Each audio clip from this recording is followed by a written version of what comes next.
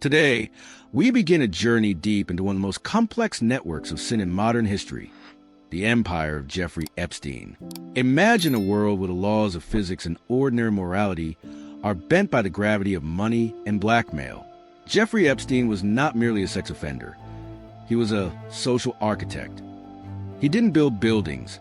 He built toxic relationships, blacklists, and island paradises that were actually hell on earth. In this first part, we will dissect how an anonymous man without a college degree could become the glue binding presidents, tech billionaires, and royalty into a web with no escape. The invisible man in the glowing parties.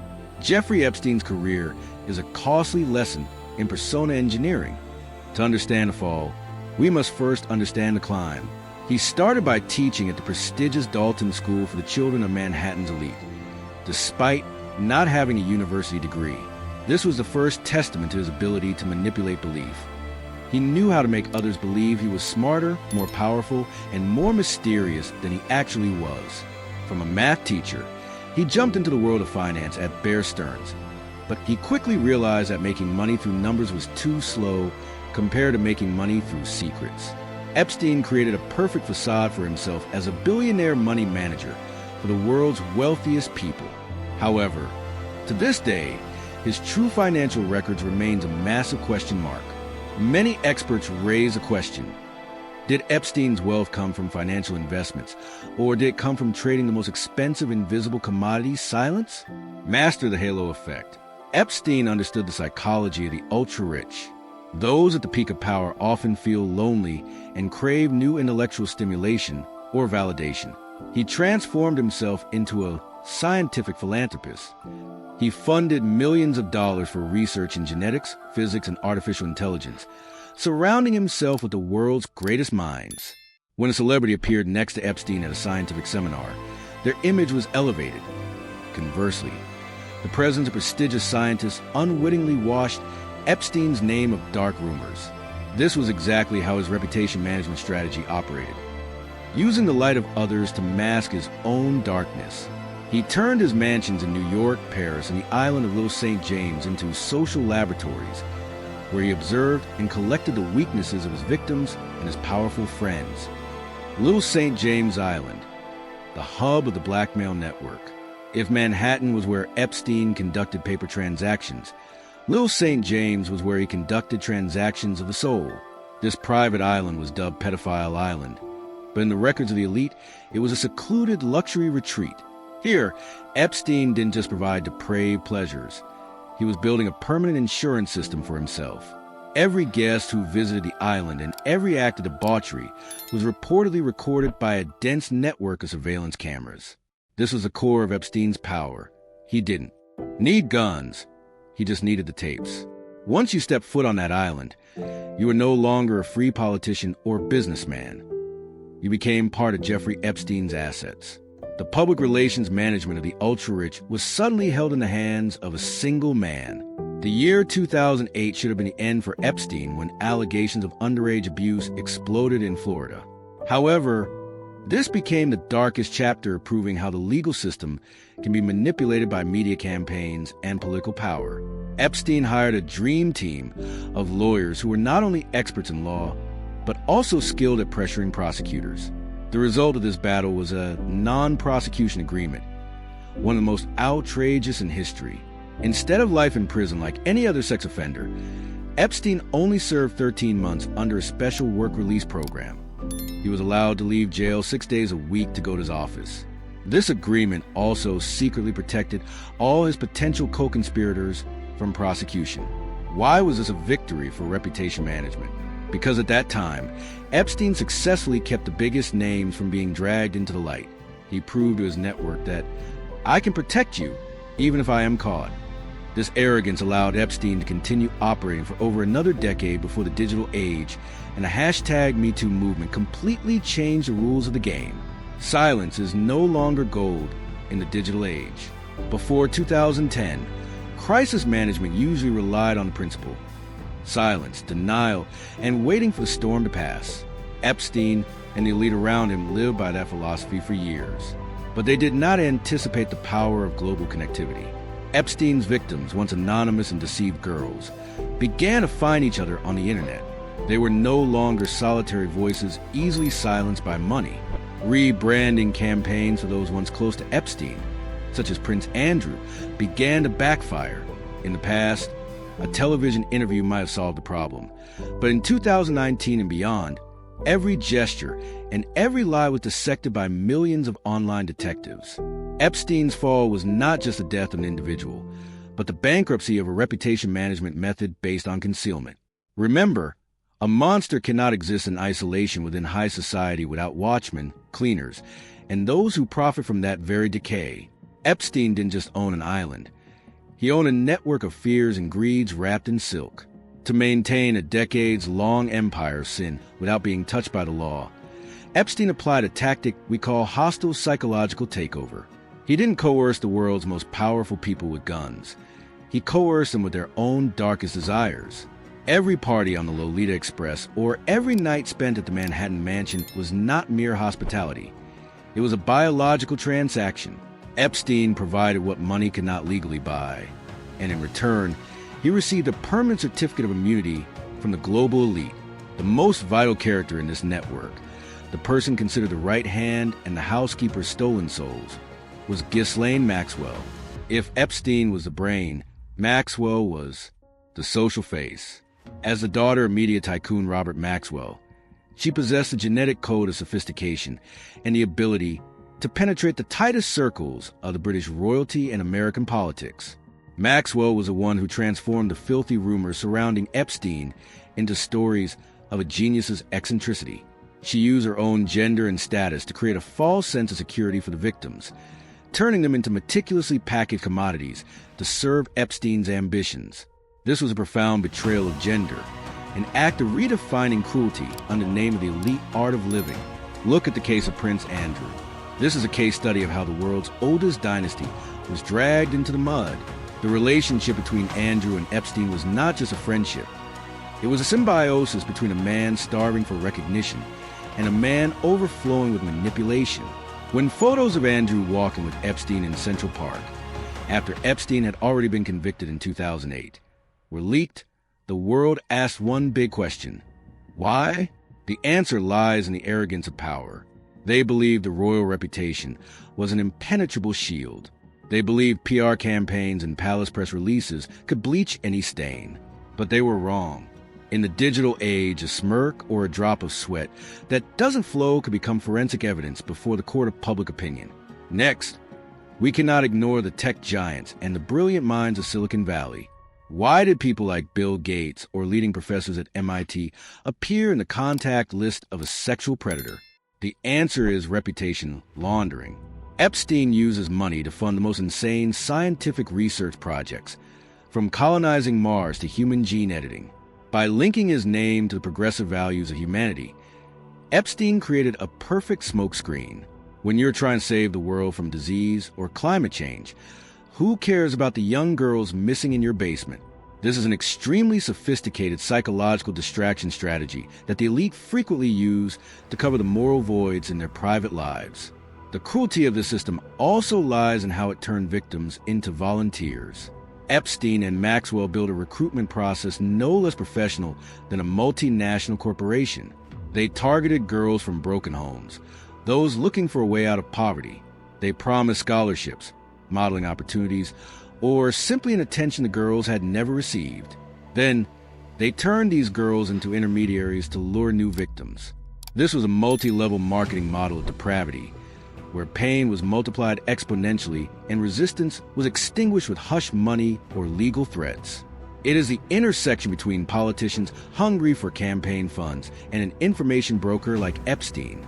Imagine the dialogues in the shadows, where laws were bargained based on secret videotapes. Epstein didn't just manage money.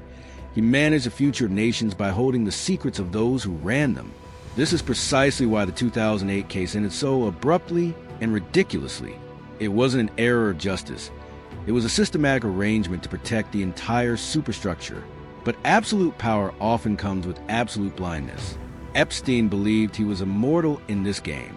He continued to fly on the Lolita Express with an overconfidence, believing his black tapes were a lifetime insurance policy. He didn't understand that in the world of the elite, When a pawn becomes too dangerous and has the potential to pull down the entire board, that pawn will be removed in the most merciless way. Those who were once guests of honor in his mansion, those who received massive donations, were the first to turn their backs and erase all traces of connection when the wave of public outrage began to rise. This is a lesson in the fragility of reputation in the shadows. You can bribe a few judges, you can threaten a few victims, but you cannot stop the collapse of the system when it has reached the saturation point of decay. Jeffrey Epstein built an empire on sand, and the tsunami named Truth was beginning to crash down. The betrayal didn't come from enemies. It came from his own peers, his brothers in secret societies, who realized that Epstein's death would bring them more safety than his life. In this section, we also need to dissect the psychology of silence. Why did hundreds of people know, but no one speak? It was because they feared being excluded from the circle of power. In high society, silence is not just gold. It is a ticket to keep your seat at the banquet. The most profound satire here is that those who claim to be the guardians of morality, the world leaders, were the ones watching with excitement as the most hideous crimes took place right under their noses. They were not just accomplices. They were auxiliary architects of the velvet-lined prison that Epstein had erected. Epstein's journey into the darkness was not a sudden fall. It was a calculated slide. Every time a victim was successfully bribed, every time a lawsuit was suppressed, Epstein sank deeper into the illusion of his own omnipotence. He began to view humans as scientific toys, specimens in an experiment of power and submission. The absurdity reached its peak when he believed he could use cryogenics to live forever, to continue his dominance through centuries. A mad arrogance that only those with too much money and too little humanity could conceive. The higher you build a magnificent tower on a foundation of deceit, the more spectacular the eventual collapse. Epstein believed he was a star of the show. He was entirely oblivious of the terrifying fact that in the universe of the elite, stars were not meant to shine forever. They were meant to burn out beautifully, so the system could film the ashes.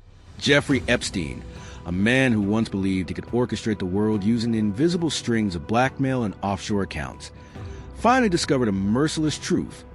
In the game of the elite, the man who holds too many of everyone else's secrets is the one with the shortest expiration date.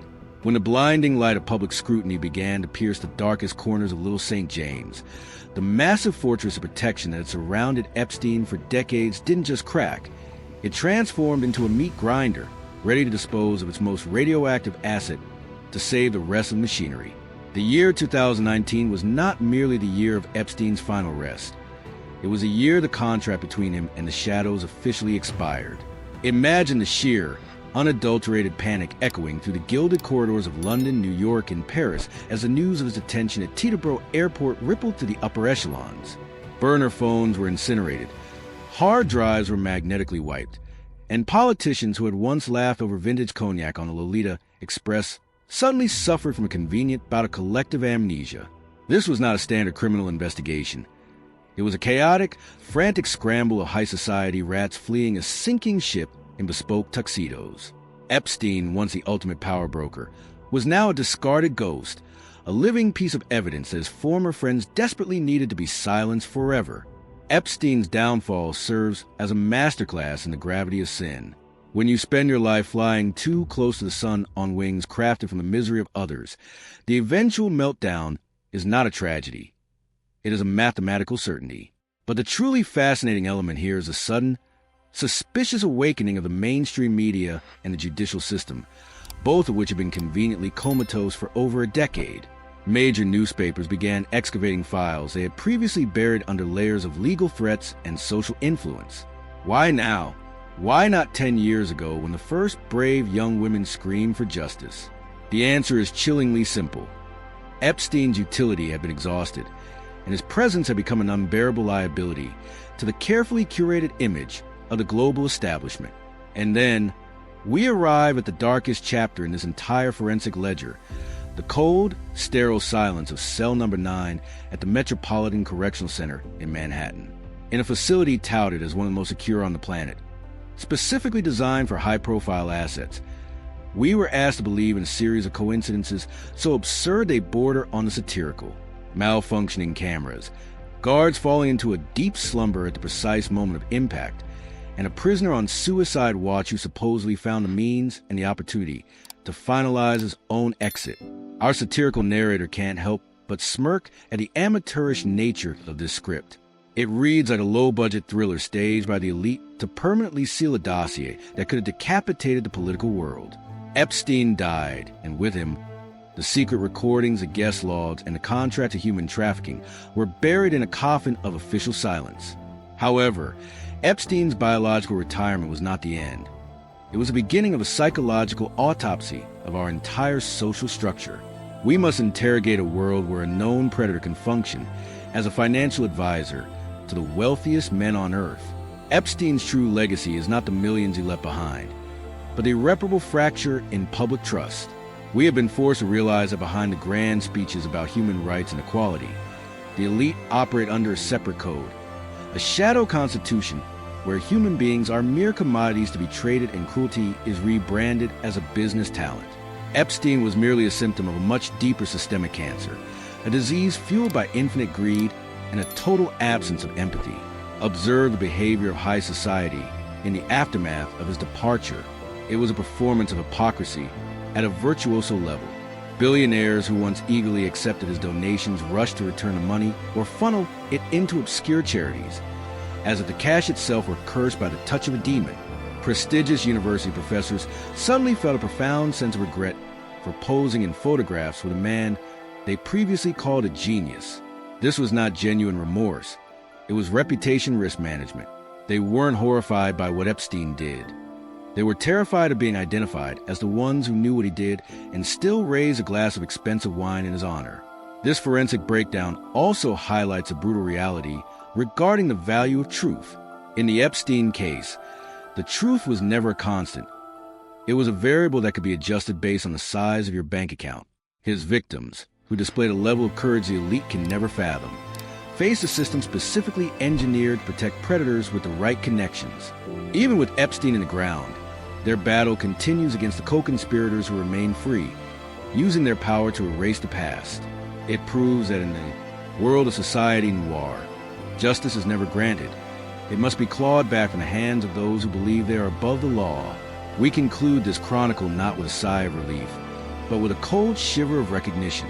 Jeffrey Epstein may be gone, but the architecture that created him remains fully operational. Other secret islands exist, other private jets move through the night, and other shadow brokers are studying Epstein's mistakes to become more sophisticated and less detectable. Absolute power never voluntarily retreats. It simply adapts its camouflage and seeks new hosts to parasite upon. The death of one monster is often just the system's way of pruning a branch that became too visible, ensuring the rest of the poisonous tree can continue to grow in the dark. The final word on this indictment is the bitter irony of ambition. Epstein craved to be remembered as a visionary, a philanthropist, a god of the intellectual world. Instead, his name has become a permanent synonym for depravity, a reminder of how far a human soul can sink when equipped with unlimited capital and a hollow conscience. He built a castle out of the sins of others, only to find that when the storm arrived, his accomplices were the first ones to push him into the void. It is a dark comedy where the mastermind was ultimately the final victim of the very system he idolized. The story of Jeffrey Epstein is not just about one man. It is a mirror reflecting the rot of an entire era. Never trust the blinding glamour without examining the shadows it casts. Because in this world, luxury is often just a cosmetics used to hide a soul that has been decaying for a very long time. Stay sharp, for the true monsters rarely hide in the dark. They sit right next to you at the most exclusive parties, smiling with a glass of vintage wine and a deadly secret in their pocket.